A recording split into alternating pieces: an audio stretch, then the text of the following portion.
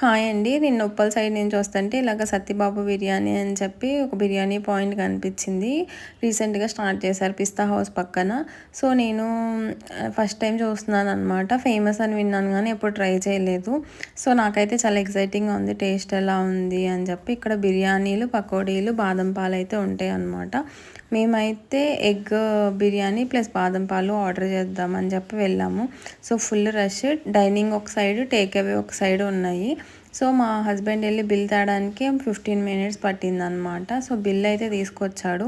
కానీ మాకు బిల్ రావడానికి 644 ఉంది కదా, మాదేమో 670 అండి. దాదాపుగా హాఫ్ అన్ అవర్ పట్టింది. సో, ఫైనల్గా అయితే తీసుకొచ్చేసాడు. మాకు రెండింటికి కలిపి 260 అయితే పడింది. సో, ప్యాకింగ్ కూడా చాలా బాగుంది. నాకైతే నచ్చింది. ఎందుకంటే ఈకో ఫ్రెండ్లీగా అనిపించింది అనమాట. ప్లాస్టిక్ చాలా తక్కువ యూజ్ చేశారు కాబట్టి ఐ లైక్ దట్ ప్యాకింగ్. ఇంకా మనకి సాంబార్ అంటే కట్ట, ఇంకా పెరుగు ఇచ్చారనమాట, అంతే. సో, నేనైతే ఓపెన్ చేసేస్తున్నాను. నాకు అన్నిటికంటే నచ్చింది అయితే ఇలాగ పేపర్లో ఇవ్వడం అండి.